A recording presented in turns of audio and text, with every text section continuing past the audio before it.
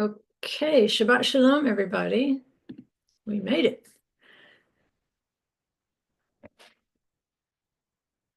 And I hope you've had a beautiful Shabbat as we have. It's beautiful outside. It's beautiful inside, beautiful everywhere, right? No such thing as a bad Shabbat. All right, so let's get started.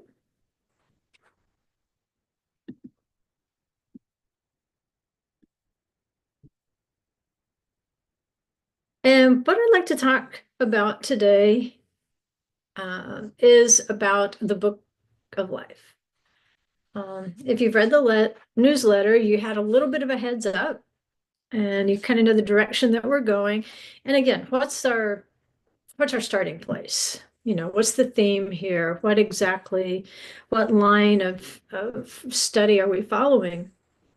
Well, we've been studying the Song of Songs, Shir HaShirim in Hebrew, and we're in chapter 4, verse 12.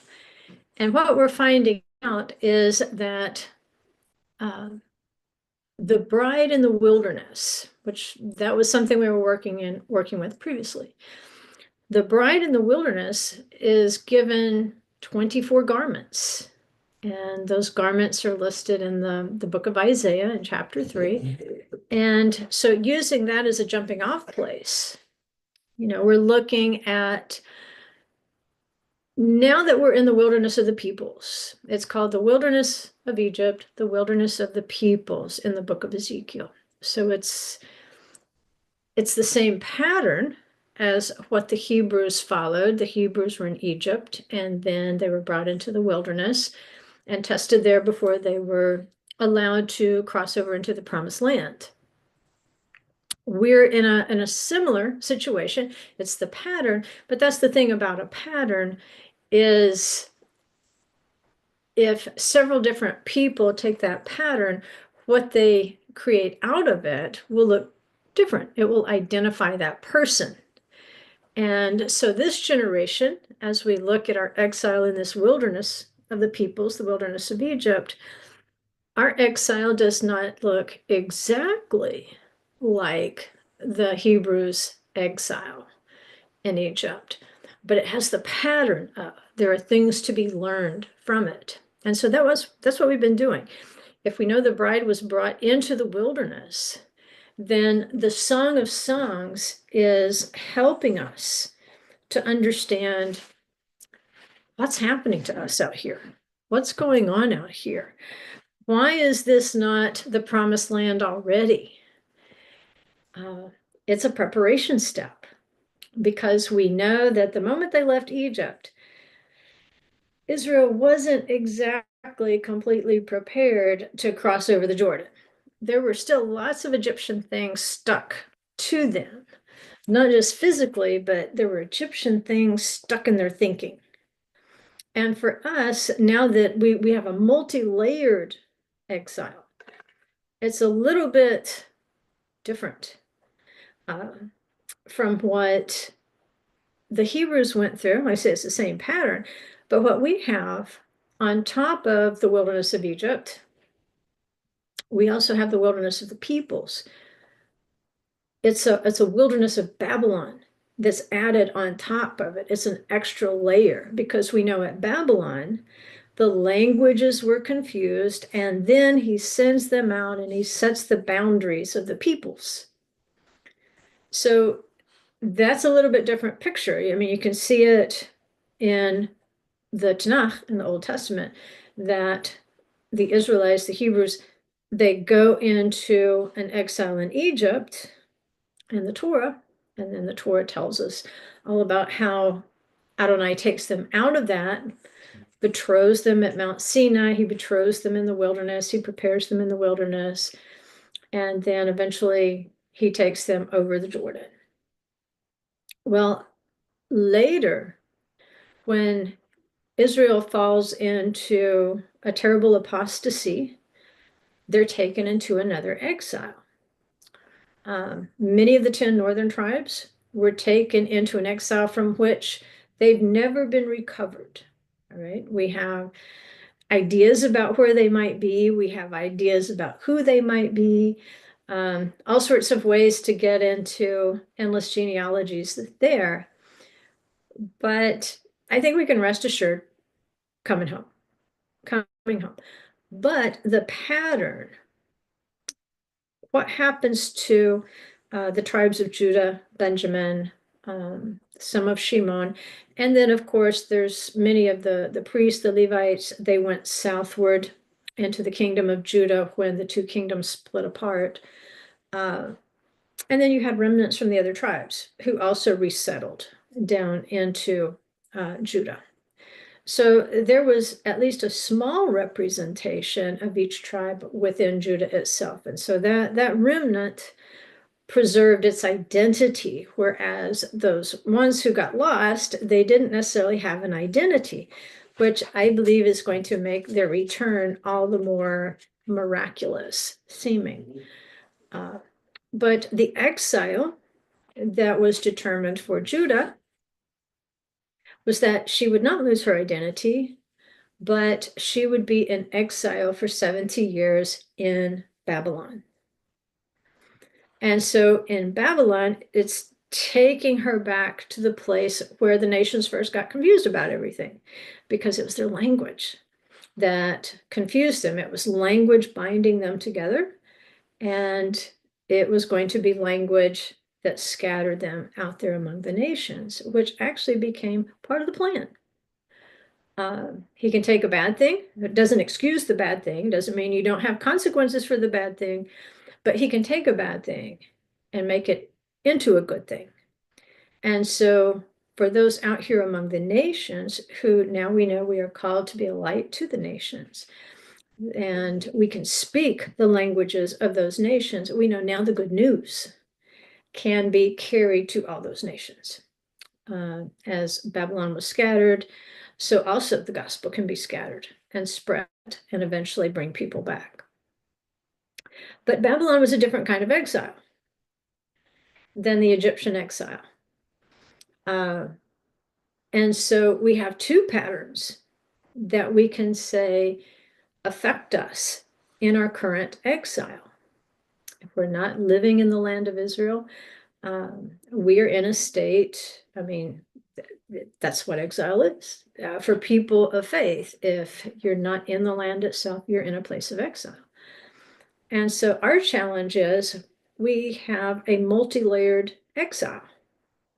And I think that's why Israel calls it the wilderness of Egypt, the wilderness of the peoples. We have a layer of Egyptian exile to learn how to deal with. And then we have that added layer, we have an extra layer of Babylonian exile that we have to deal with. And in each of those cases, he's not left us without solutions, because both of those exiles are recorded in scripture. We now have a pattern that we can go by as we say, okay, what's my job here? Now that I know I'm in this dual exile, Egypt and Babylon, what do I do here? How can I prepare myself in this wilderness to be able to cross back into the promised land? And not just into the physical promised land, because, we're reading in Song of Songs, which is a prophetic book of the resurrection and the reinstatement of the kingdom of heaven on earth. It's a prophecy of the reign of King Messiah. It's a history of our relationship with him. It's a history of our relationship with the Holy One, the goods and the bads, the ups and the downs. And so in chapter 4, verse 12 of the Song of Songs, where it refers to us as a garden locked, a sealed garden, a rock garden locked, a fountain sealed up. In other words, referring to that ultimate crossing over, not just to the promised land itself, but back to the Garden of Eden at the resurrection, because that is a locked garden. That is a fountain sealed up. We go back to the rivers of Eden, we can see, yes, it was indeed this little self-contained realm of heaven, referred to as the third heaven or paradise. And he's preparing us to go back there. So that it kind of knocks out, I believe, any debate, and I have heard this debate all my life, and there's some form of it. It may not come out exactly like this, but eventually it goes back to this. Once saved, always saved. Nothing you can do. You can't be unsaved. And since I was a little kid, I always thought that was a little bit of a silly thing to say. Uh, if you're saved, yes, you're saved. I can understand that. But why would you forever be worried about that salvation? If this is, walking through the gate, then really our discussion shouldn't be about the gate we came through. Shouldn't our discussions be focused more about what we're doing inside the gate? Um, I don't know, just my little kid mind, that didn't make any sense. And it doesn't make any more sense today to sit around and debate for hours whether we're once saved, always saved, and whether grace writes a blank check for us to do anything we want to do, because once saved, always saved. And I'm like, okay, let's see what scripture says about it. And so in this week's newsletter, that's what I wanted to focus on.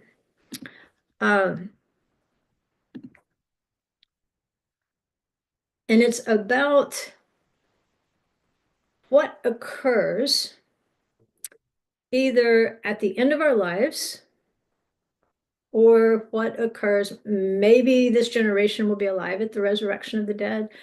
And we know those who are already dead, they will just like very quickly precede us, because you do have to be dead to be resurrected. And it's as if the way it's understood is that if you were to be alive at that point, then he would have to kill you for just a moment, just the twinkling of an eye, in order to resurrect you out of that body. You don't want that particular body, sucked into the cloud, because clearly there's corruption in that body. He wants, for just a twinkling of an eye moment, to kill that body so that it too can be resurrected, pure, holy, perfect, ready, garden ready at that point, just like those who are already dead. Right? So what's going to happen? Well, we know that's referred to as the first resurrection, even though we know there have been resurrections before that, even pretty large scale resurrections. I don't know how full this resurrection was. Like, I wasn't around to ask them questions, but we know when Yeshua resurrected from the dead, that many righteous persons were seen walking around the holy city, appearing to many. And I'm pretty sure they didn't say boo, but on the other hand, I don't know how those people knew that the people they were seeing were the righteous ones of old. I guess they just knew. Maybe in heavenly places, you just know who somebody is. But that was a little bit bigger resurrection than we're used to thinking about, like, say, Lazarus. But in terms of huge numbers of people, the first resurrection is thought to consist of the righteous, those who have lived past, including the present one at the time of the resurrection. For those who are deemed to be either wicked or lukewarm, that is intermediate. Sometimes they're called intermediates. Book of Revelation calls them lukewarm. It's understood that, yes, they will experience a resurrection, at least a temporary one, because at the second resurrection, that's when a pretty difficult court sits in session. Right? And then you're going to be judged according to the deeds that are written in the books. And that, from what I understand, would be the one you wouldn't want to be in. That's not the court appearance you want to make. You want to appear at the first resurrection. And so just kind of keep in mind that that's the vein we're thinking of typically. We're wanting to go in the first resurrection, right? And to look at that process, what happens. And so we know that one thing that happens is that books are open. There will be a court that sits in judgment. and then books are open.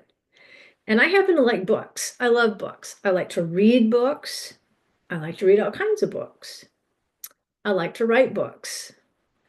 Um, I like to write actually all kinds of books. And they don't have to be books, it might be like my dissertation, where I did research into a particular field, set up, an experiment upon a population group, and then looked at the results and said, hey, this is a good thing, maybe this isn't a good thing. And then you write up those results, they're recorded in your dissertation, and then that academic research is there forever after for people who were interested in that same topic and looking for techniques, successful techniques, right? Dry as dust for most people, but I enjoyed doing that. It had to do with my job at the time and a special population of people. So I enjoyed it. I wanted to see what works, what doesn't work, all kinds of books. Um, you know what I tell people? Because I've heard so many people say, you know what, I've been thinking about writing a book. Well, you know what, I've made some notes on this book I'd like to write. I'm in the process of writing a book. A guy one time said he had written a book and he wanted to get it published. And I tried to help him understand that I don't really publish books. I've got a book imprint called Becky Books, but that's a very small group of people and it's all women and very special topics, very simple topics. Uh, and he was just sure I was going to publish this book for him. And I'm going to send this to you. And I'm like, please don't. And he did anyway. And he emailed me like, it's coming, it's coming. And I thought, well, I'll take a gander at it. Maybe I'll know somebody who might be able to help him with this. And when I opened it up, it was completely handwritten on ruled paper. It was not typed at all. So I was like, oh my goodness, there's no telling how long it took him to write this. And it's difficult, but he did the difficult thing. The difficult thing is not the idea. Everybody's got a great idea. Just because you're a unique human being born on this earth, there is a unique idea in your head that belongs in a book. The hard part is putting the words on the page, which this guy literally put the words on the page. Most of us now put them on a laptop. Everybody has the material to write a book. But what sets people apart is who's going to take the time to write the book. Most people never make it to that stage, getting the words on there, because once you get the words on there, it's a little more downhill from there. You can start the editing, proofreading, getting other people to read it for you and recommend changes or things you missed and all those sorts of things. Finding an agent who will represent you, that agent finding the right publishing house, the publishing house making an offer, the publishing house taking months and months and months to get the book into print. But all those things are really downhill because, the tipping over the top of the mountain is to actually finish putting the words on the page. But you know what? If you say, well, if I ever thought I was going to write a book, you just convinced me not to. The truth is, you're already writing a book. Every single human being has either written a book, is still in the process of writing the book, or if they haven't been born yet, they will write it when they are born.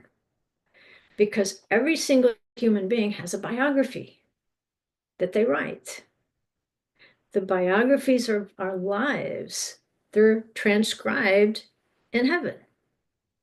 Revelation 20:12 says, I saw the dead, the great and the small, standing before the throne, and the books, plural, were opened. And another book was opened, which is the book of life. And the dead were judged from the things which are written in the books, according to their deeds. So there are books of our lives. Now there's one book of life, okay? It's the, capital T, capital H, capital E, the book of life, the Torah. That's the book. Everybody's going to be measured against that book. But it says the books were opened. And you say, why do they need so many books? Well, apparently there's a lot of people standing there, the great, the small, standing before the throne. But there's books of our lives. And so where every single person has a book of his or her life, it seems like there's other books that involve us as well. And my question was, why does it take so many books? Well, after I got to thinking about it, there is no single story of humankind. We have all come into contact with other people in the course of our lives. And we have affected other people, and other people have affected us. So maybe the judgment also includes the places where our lives intersected other lives in their books. I might be written in your book, and you're being written in my book. And so, yes, how we affect other people, how we intersect the lives of other people. I mean, there might be extra pages in my books because I've known someone. And maybe we did ministry together. Maybe there's a chapter of ministry we did together. For a season, we walked together. Maybe there's blank pages. Maybe as they're going through the books, there's some blank pages and they're like, you care to explain this? You were supposed to be in this person's life. I put you in a place where you could intersect with this person. You could minister to this person, mentor, uplift, hand out, just like the rich man and Lazarus. Like there would be a blank space in the rich man's life where he should have been ministering to Lazarus' need. He was poor, he was sick, he was hungry, he needed help, and there's just empty pages where the rich man could have made an impact on his life. So I think there might be things written in books we don't really want there. There's chapters maybe in my life I do not want to be there. And I'm like, could you please write those in pencil? And I have this huge eraser. And it's called repentance. Like, let's get in there and erase that stuff. Let's get rid of it. Please don't write that in pen yet. But that's what we're waiting for. We want our names to be inscribed, like cut in and then sealed in the book of life. Because the things that we've done that appear in the book of life are the things of his word.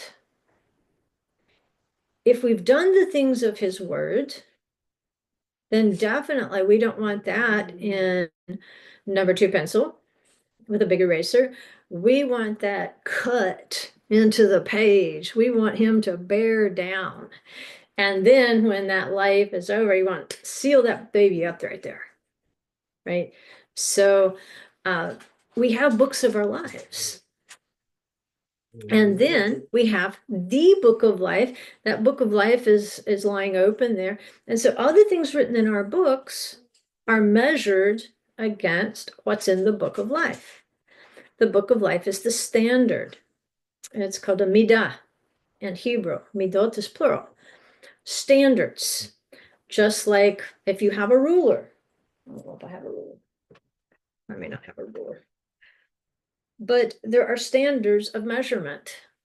The book of life, the Torah, is the standard of measurement. And so everything written in our books is measured against that standard.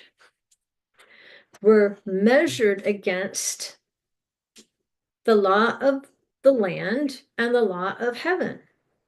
It's the word of Adonai. It's the Torah. So when we stand in the court, whether we stand at the first resurrection or the second, we will stand in court and our life will be measured against the perfection of the book of life. So when you write something in your book, when you do something, that is your name, right? And it's not like your name like Halisa. It's your reputation. the deeds that you do and the attitudes that you have build your name. They build your reputation. Right? And that name is even more powerful than just, the name that somebody sticked on you when you're born.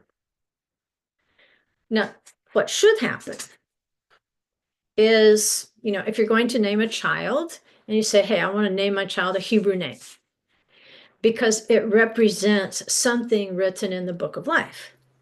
And so as I name this child, let's say I name my little girl Sarah, then that name chosen for that child is my hope that the many righteous deeds recorded about Sarah will also characterize my own daughter. Or if I name my son David, then my hope is that this child will be characterized by the many good deeds that David did, not the bad ones. Right? So it's the parents' hope that that group of righteous attributes attributed to that righteous person, that this child will be characterized by those same traits. So in a sense, the name is the name, but we all probably know a David who has done some rascally things, and we probably know a Sarah who has done some rascally things. The child still has free will, but we're going to pin our hopes on righteousness for this child. Try to give them a boost and say, yes, as you grow, may righteous deeds grow with you. And so putting that name on the child is our hope that this will be the title of your biography, that these good deeds would be part of the book that you're going to write in heaven. And you hear in biography, you hear that Greek word grapho. And grapho means to engrave, to write, or to describe something. And the way that it's used in scripture, it means to write. It can mean to write on a tablet, to write on a parchment, to write on a paper or any other material. It can also reference the contents of the writing, not just the fact that you wrote, but what you did write, the things you wrote, what you wrote with those characters, things that you have committed so that they would not be forgotten. You recorded them for remembrance. It's also used specifically of things that are written in the sacred books of the Old Testament. Okay, this is part of the outline of biblical usage. And it can also mean to write an epistle, write a letter, give someone some information or some directions. So congratulations, you're an author. You're writing a biography. And eventually that book that you're writing at this very moment is going to be judged by the author of life, who wrote the book of life, our instructions. He wrote the basics of life. Moses recorded it. And then he gives us the book. And then when we're born, he breathes life into us so we can start writing. Now, at first, we couldn't write. We couldn't read, we couldn't write. But there are things that we did instinctively. He did put an instinct into us. But as we grew and we learned about his book, we began to write. Like I said, at first, the things we wrote were just kind of instinctive. Maybe we shared our ice cream with Grandpa, who really didn't want to share that strawberry ice cream with us, but out of the goodness of our heart, we instinctively did some good things written in the book. We learn to love our neighbor.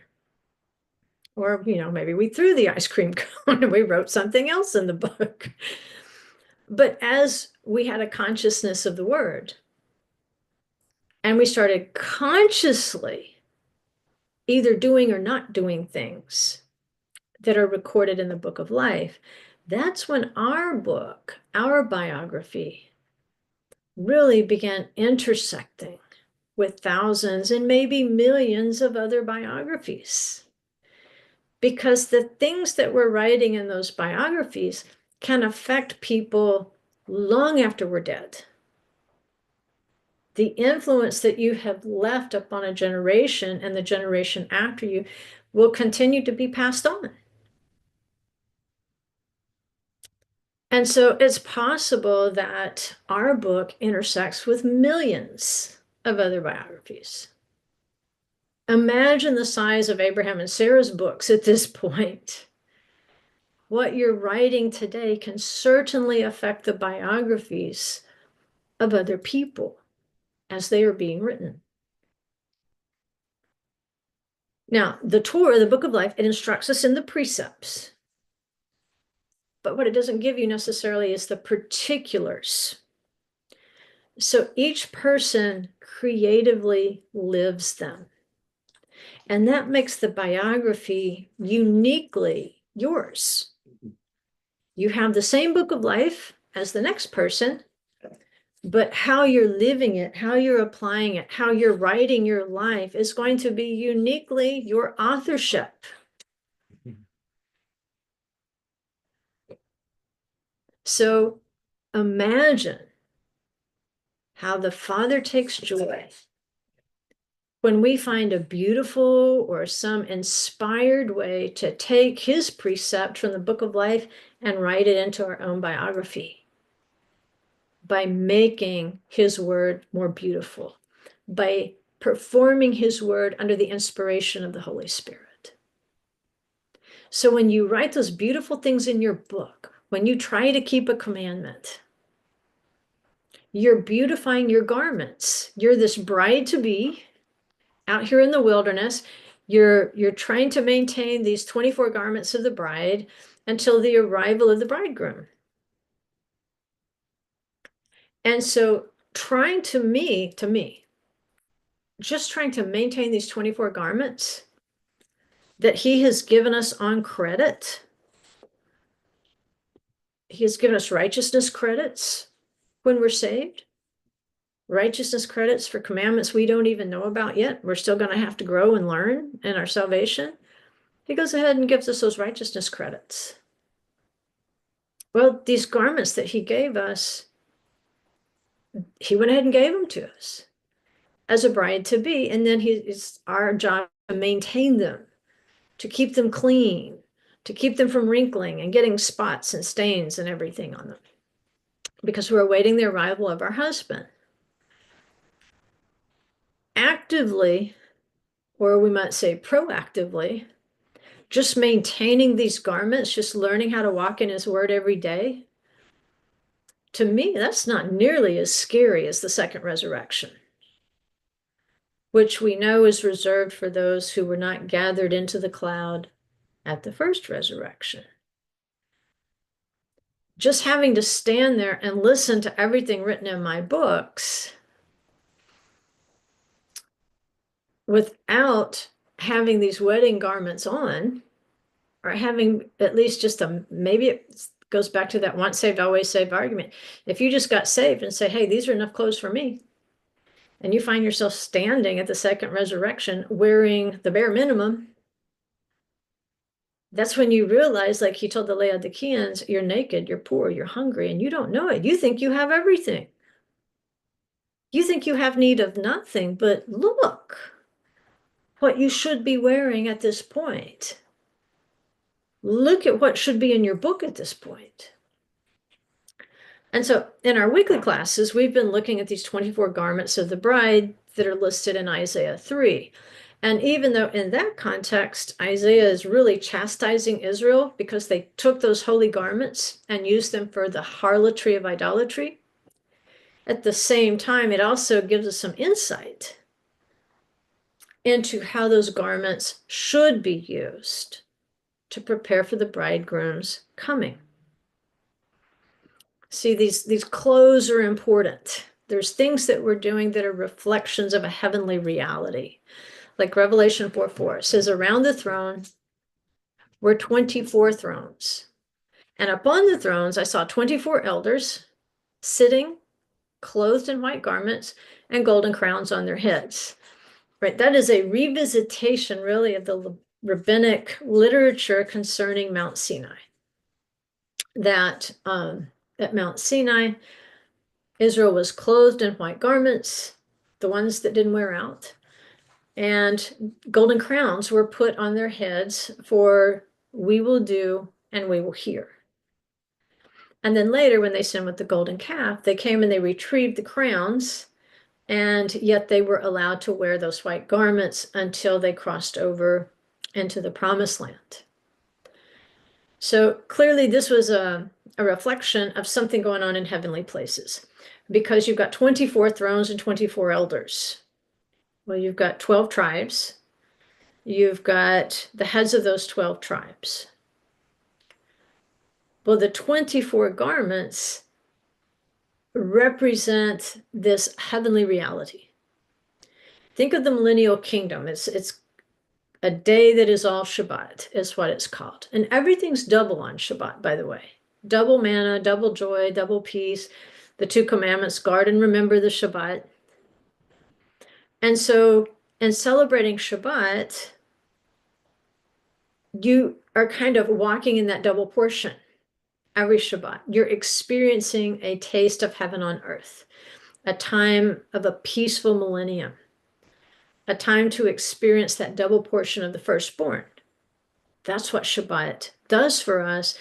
If we're writing Shabbat in our books, then it's actually prophecy of a day when we'll be under the rule of King Messiah. And we know, was it Psalm 21?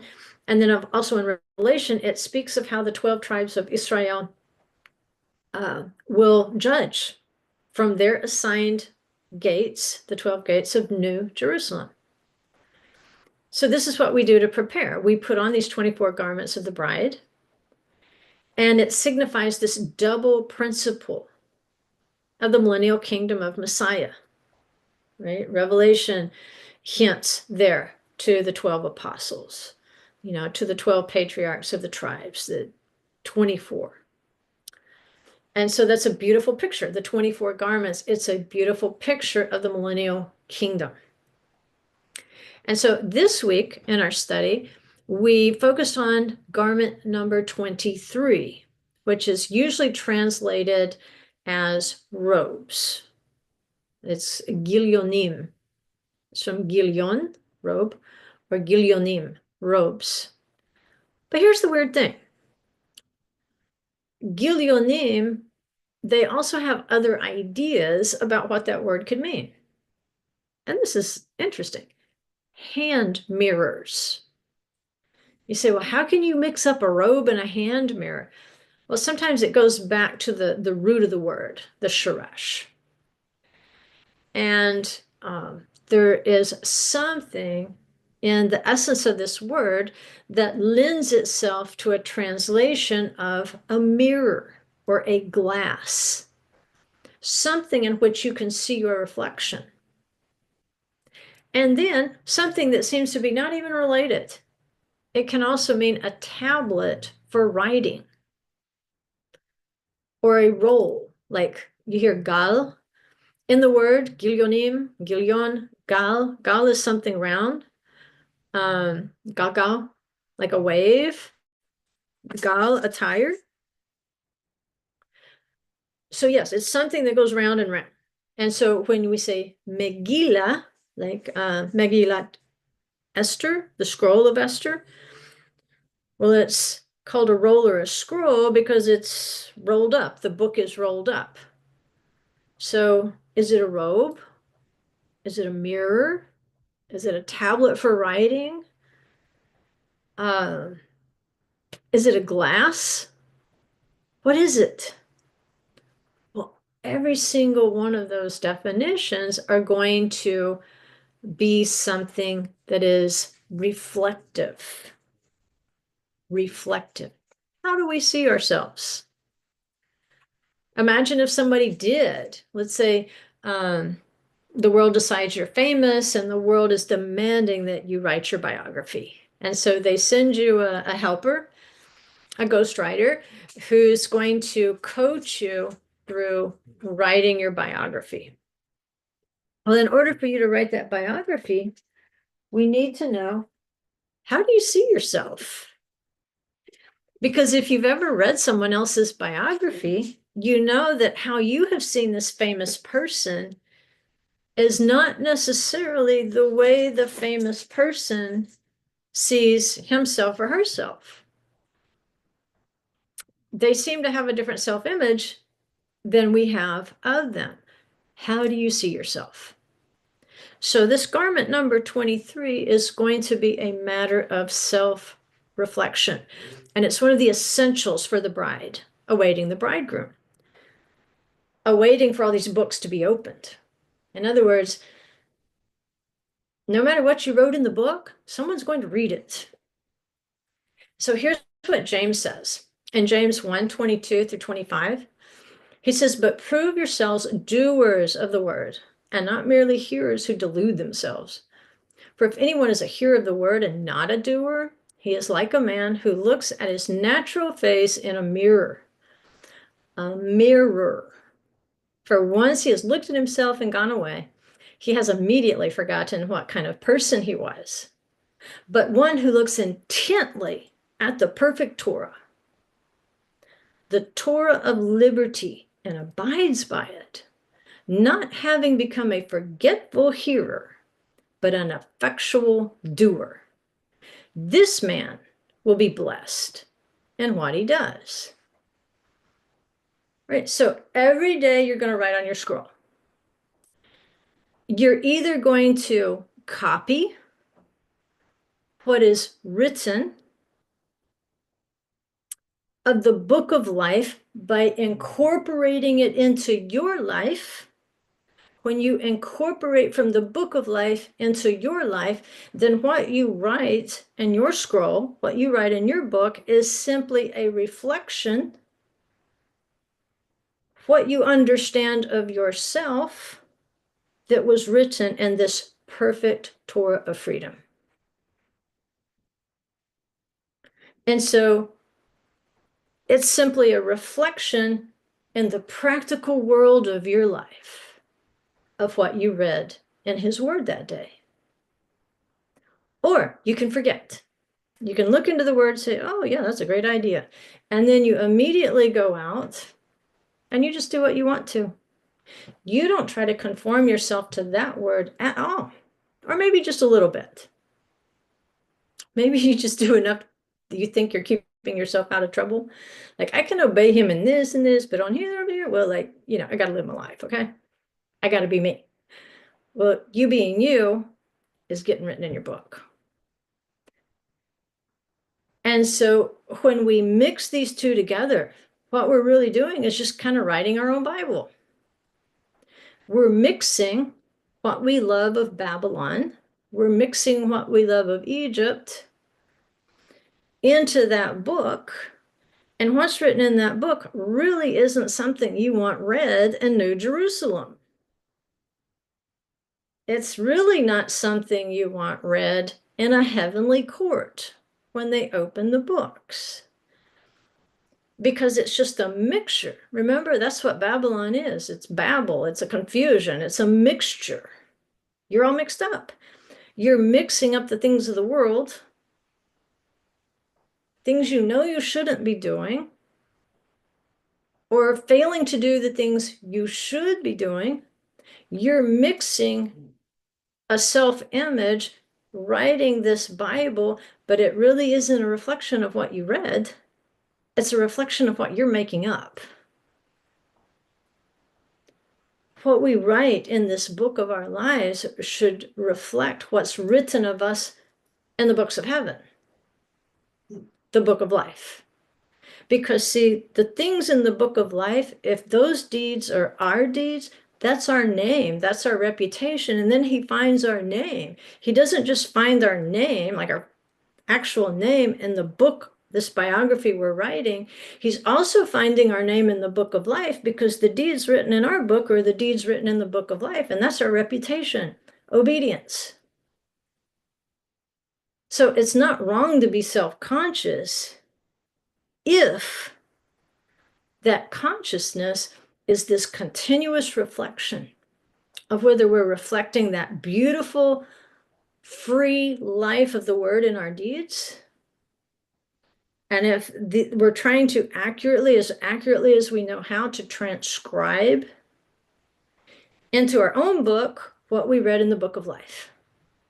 Except what we're writing is going to reflect who we were created as individuals.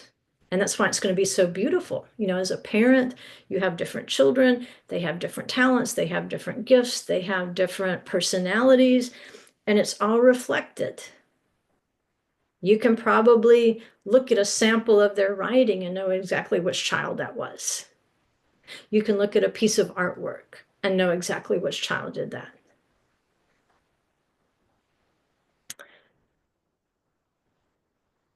It's a reflection of who we are in him. So you have to believe the things that he writes about you in the book of life. You have to believe that those commandments and precepts that he wrote in his book are you. And now it's your job to take those commandments and to creatively write those in the biography of your day. Did not steal. That's in my biography today. Right? I didn't worship an idol. That's in my biography today. I did not murder anybody. That's in my biography today. And we know, I believe it's Peter who tells us that we're being built up as precious stones, that we're part of these foundations of New Jerusalem. And we know the high priest, the Kohen Haggadah, he ministered with these 12 precious stones of judgment. The Choshen Mishpat is what it was called. These are stones of judgment. They were the lights and the perfections. And each precious stone represented the tribes of Israel. And so at the judgment, when we stand before the court, it's going to reveal our stones. There is going to be a penetrating light that's going to shine through us. And, you know, we might have felt like as we wrote that biography, we weren't the most beautiful diamond in the world. Or maybe we did think we were the most beautiful diamond in the world. What really matters is what he thinks of us. Because what the Father thinks of us, he wrote in the book of life. He wrote that as the potential, just like a parent naming a child David or Sarah.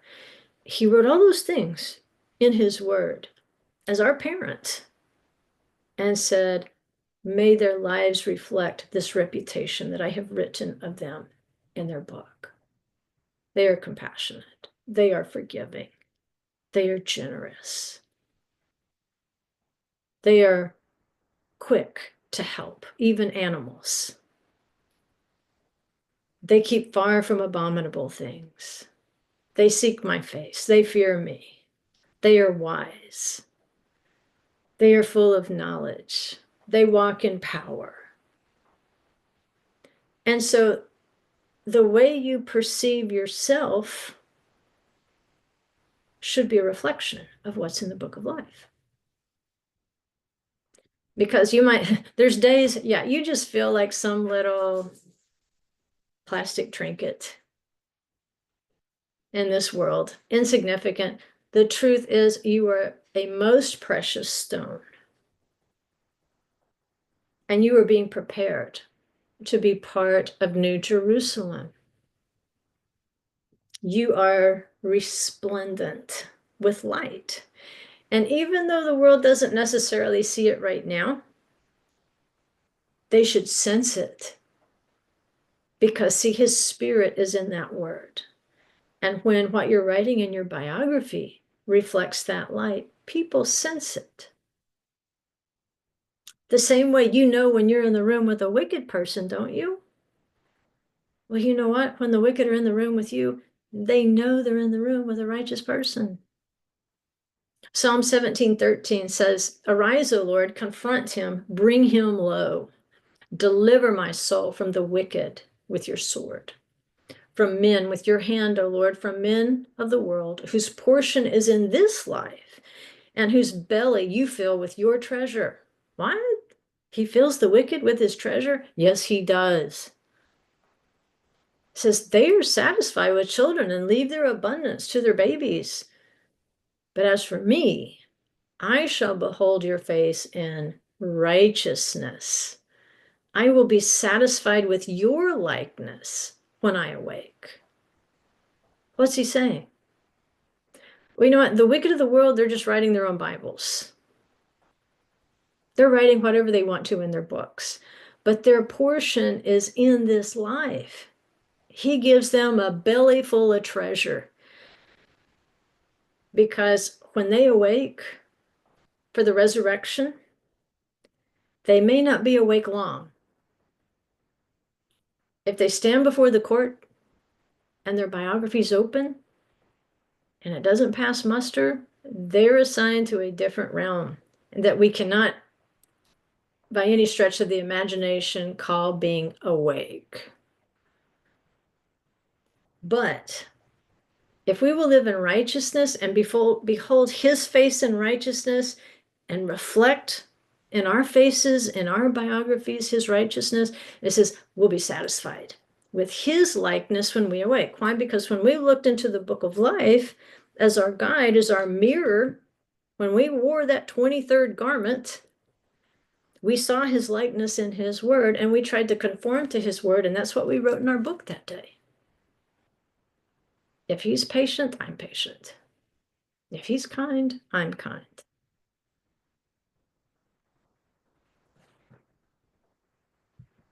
So you can have a belly full of rewards now and write your own Bible. But those people are serving the serpent and the beast.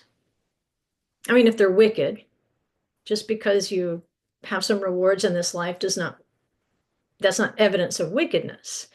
Even the righteous can be rewarded richly, just like Abraham. He was a rich man. Isaac was rich. Jacob was rich. But they had the ability to understand what true riches were and how to serve the kingdom with those riches. But when the wicked are given a belly full of rewards, it's because they're serving the serpent and the beast. They're writing their own Bible here. Remember, the serpent was the most cunning beast of the field. In fact, the way he's described, Al Gachon, he falls down and he goes on his belly. And so somebody who conforms to the image of the beast, he is habitually allowing his soul, his nephesh, and Hebrew, appetite, emotion, desire, and intellect to rule him.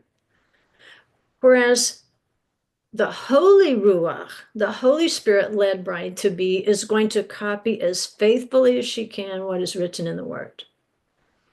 Because the Ruach guides and disciplines the souls. The Ruach HaKodesh will guide and discipline appetite, emotion, desire, and intellect so that they are a true reflection of life, of heaven. Those who go by their feelings, they're only going by what's real, but not what is true. It is written is what's true. What I feel is only real. I don't want what is real to be recorded in my biography if what is true refutes that. So if I'm beating myself up and calling myself names and down on myself, then who's in charge there? The beast. Because this is not what the Father has written of me. not in his book. And what's written in my book needs to reflect what's written in his book. My feelings might be real about myself, but they're not true. So let's straighten that up. Let's erase that with our big eraser and say, what does his book say about me that is true?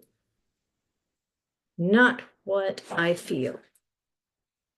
So no, in the millennium, these full-bellied wicked people, they don't awake to the same reward as the one who is clothed in the righteousness of the word. It's only then that the righteous fully inherit, because they conform themselves to the likeness of Elohim. They were satisfied from his hand with spiritual riches until the resurrection. And this is the bride of intimacy. This is who's brought into his house. What will reveal and authenticate the bride is going to be found in the books at the judgment. Daniel 7:10 says a river of fire was flowing and coming out from before him. Thousands upon thousands were attending him, and myriads upon myriads were standing before him. The court sat, the books were opened. So at the judgment of the righteous, books full of good deeds are going to be opened. These white garments are going to dazzle. And there's going to be the joy of eternally continuing in those good deeds. It's like we get sequel after sequel after sequel because we were copying out of the book of life in our lives. We can celebrate in these rivers of fire because they don't burn us. They don't even singe these kinds of garments. But what about those people who are just constantly, persistently writing their own Bibles? They're trying to make a name for themselves. Like the ones at the Tower of Babel, they said, let's build this tower, we'll make a name for ourselves. And then that brought about the confusion of the languages. They'd already forgotten about the judgment of the flood. And they thought, oh, we can mix in these bricks of disobedience with heavenly aspiration. That's going to be okay. What are we going to do when the books are opened? 1 Peter 4:17 says, for the time has come for judgment to begin at the house of God. And if it begins with us first, what will be the end of those who do not obey the gospel of God? Obey the gospel of God. If the righteous one is scarcely saved, where will the ungodly and the sinner appear? We'll see at that point, it's too late in this world for a bride to be to write any more obedient life into her biography, because that's all she wrote. It's all she wrote.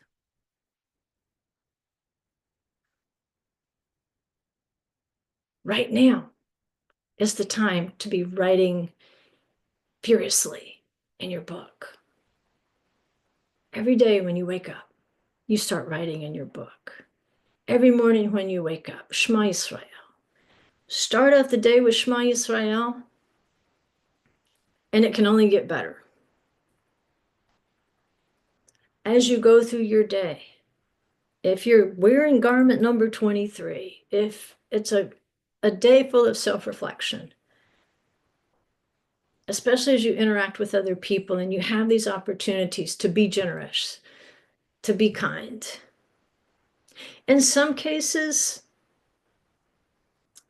you might have an opportunity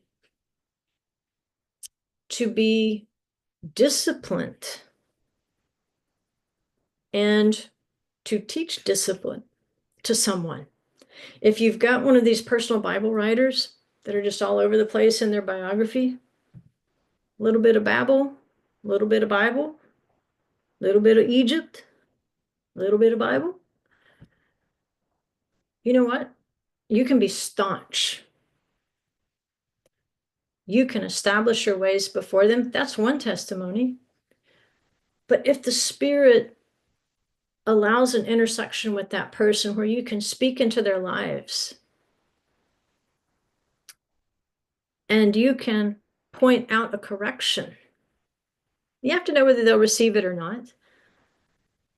But sometimes writing your biography means you've got to do some hard things too. Because sometimes compassion, when we do it, it's so compassionate, it actually turns out to be more damaging in the end than holding ground. You know, when the rebels rose up against Moses and Aaron. Moses and Aaron were both pretty compassionate people. What if they had just backed down and said, you know, you're right. You're right. You guys all just be priests. Let's just each take a day to be the high priest. Let's be compassionate here. Let's not start World War III over it. That's not what was written in the book. Not in the book of life. That's what Korach and his rebels were trying to write in their books. But in the end, that would not have been the end of the story because each of them had a very personal motive. They didn't want to take turns being priests. They wanted to be the priest. And so sometimes writing accurately in our biography is going to be, telling people this far and no more. You're in transgression here. There were certain people that the apostle says, don't even let them come to your meetings. Don't eat with them. If they're out there in the world, they don't even claim to know Yeshua or walk with him. That's one thing. That's not your responsibility. But if it's people in your own family, if it's people in your own congregation, and you have some leadership there, you have some authority, some role, then sometimes that role is going to require you, because you're writing in your book, and your book is intersecting their book. You would hate for them to stand at the judgment and say, well, the leader of my congregation never told me that was wrong. They just welcomed me like anybody else. I mean, it was okay that I was committing adultery. Or it was okay that I was stealing this, or it was okay that I was doing that. They just never mentioned it, maybe. Like we said, there might be blank pages where something should be written. So sometimes, yes, compassion, generosity, long suffering, forgiveness. But sometimes writing that biography will require you to say some difficult things. It's how you deliver the message that's really going to make a difference. You can say a hard thing gently. You can say a difficult thing and still be firm. You don't have to be hateful. You don't have to scream. You don't have to yell.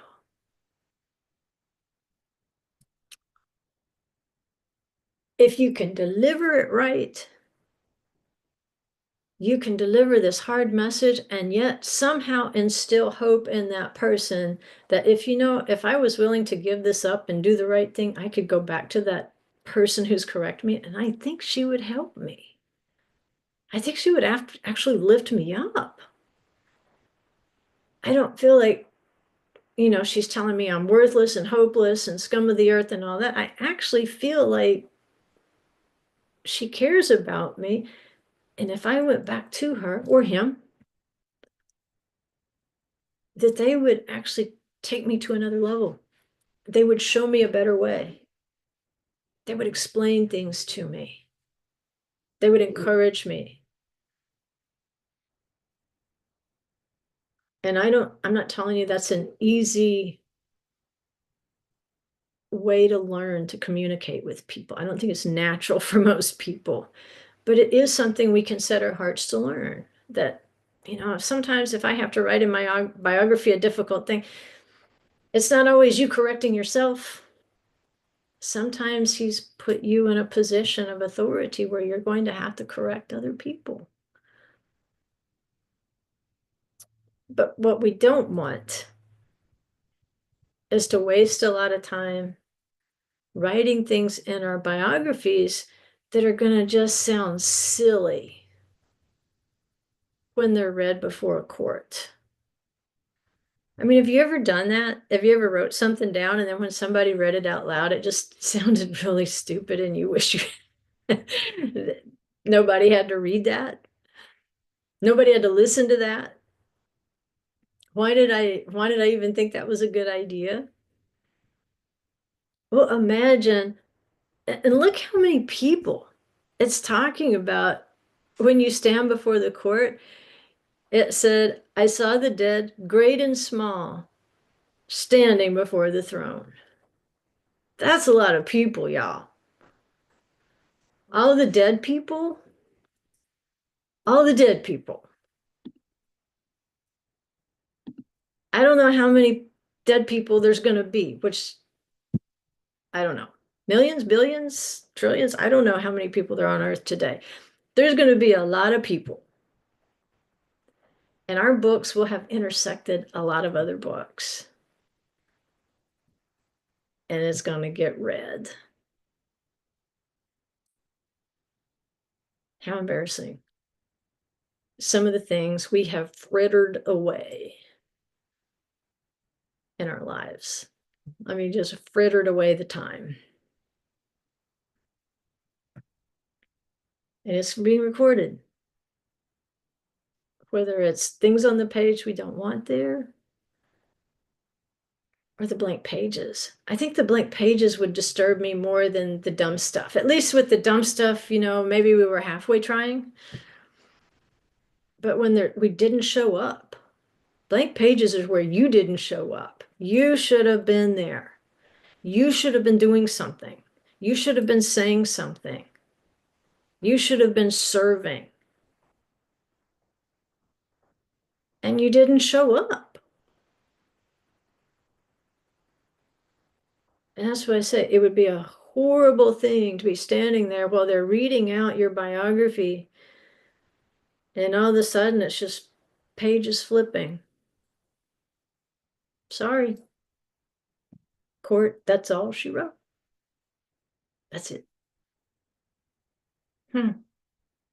That's it. She had 70 years on this earth. She had 80 years on this earth. And that's all she wrote? Of the book of life in her life? The book of life? She had the book of life from the time she was maybe in Sunday school, maybe in synagogue. Had the book of life in their hands from the time they could read. There was some form of the book of life that was available to them. And that's all they wrote in their life? Out of the book of life? That's it. Yeah, that's all she wrote. Okay. So we don't want to forfeit the rewards, because when we think of rewards, we think like payoffs. I don't think the heavenly rewards are anything like we have in mind. Number one, they're eternal. If I get a reward here, I might get a gift card for $50. And if I go buy a dry blade for my mixer, then I'm done, right? There's my reward. And until the dry blade on my mixer breaks, that's the end of that reward. That's the bellyful concept for the wicked. Whatever he's given them in this life, get a belly full of it. Because when your body breaks, that's it. We want the rewards that go on forever. And I think part of those rewards are realizing with all those books and all those people, how many people we affected for good, hopefully.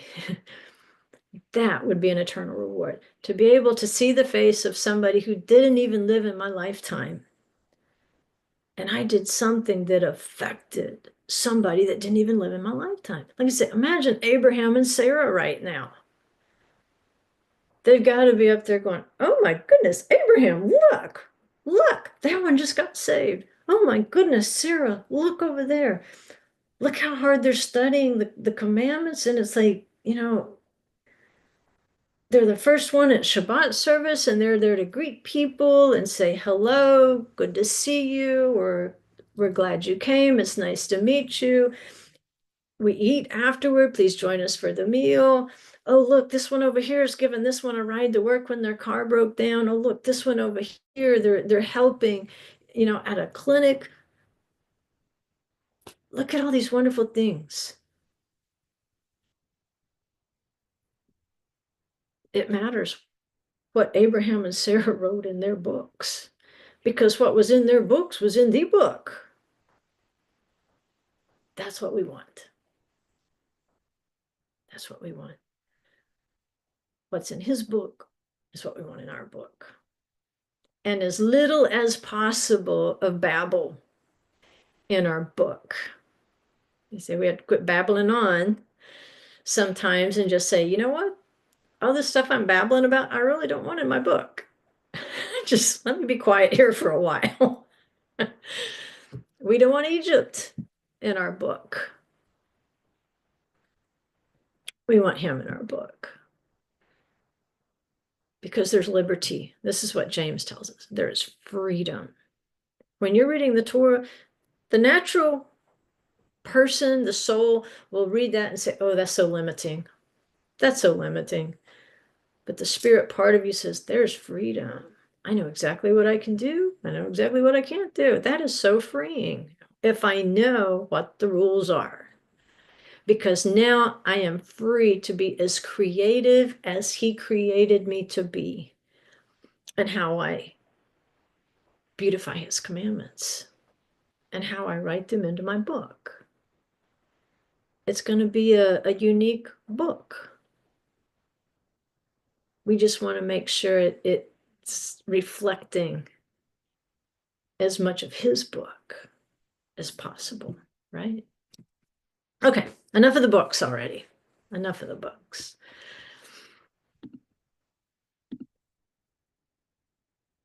All right, so as far as I know,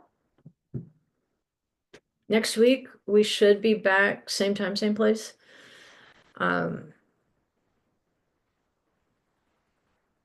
I can't think of anything coming up in the immediate future that will disrupt the schedule too much.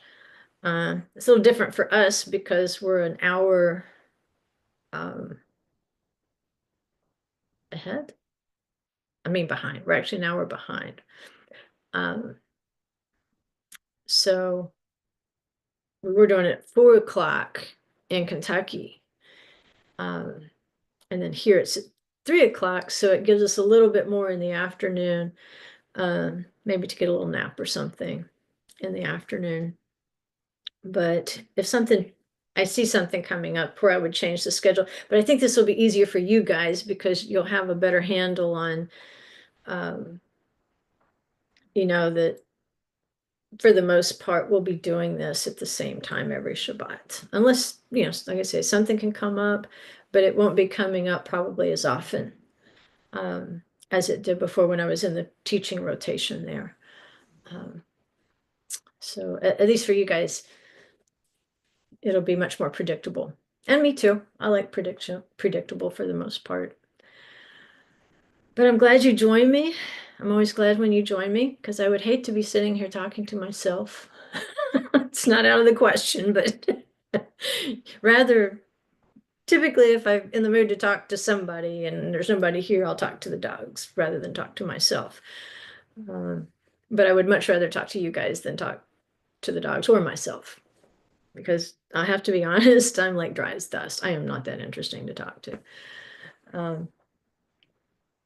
And I tell myself that, but that might be something written in my book that's going to be very embarrassing later. So don't talk to yourself too much, right? Olivia, hey, baby, come here. She's been trying to get up here to say hello. You want to say hello? Oh, your eyeballs are popping out, aren't they? Yeah. Say hello. Shabbat shalom.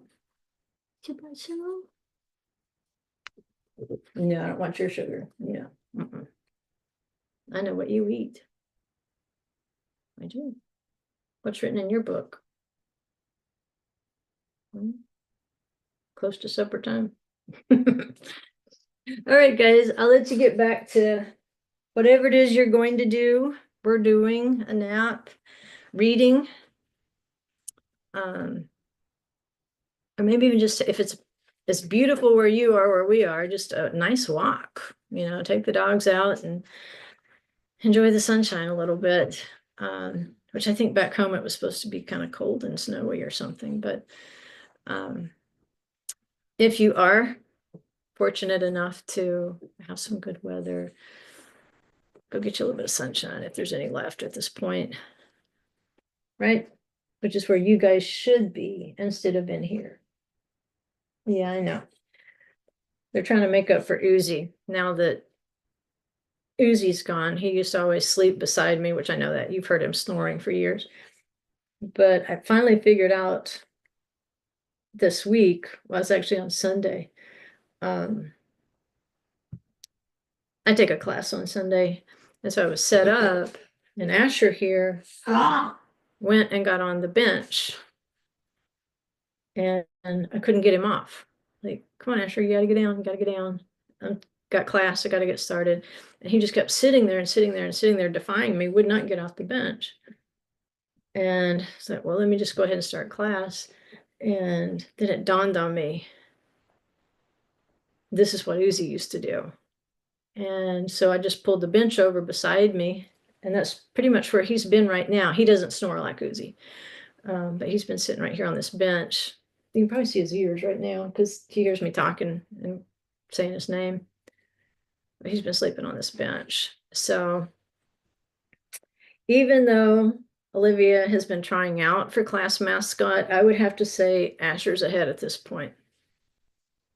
Maybe they'll tag team. All right. Love you guys, and B'ezrat Hashem.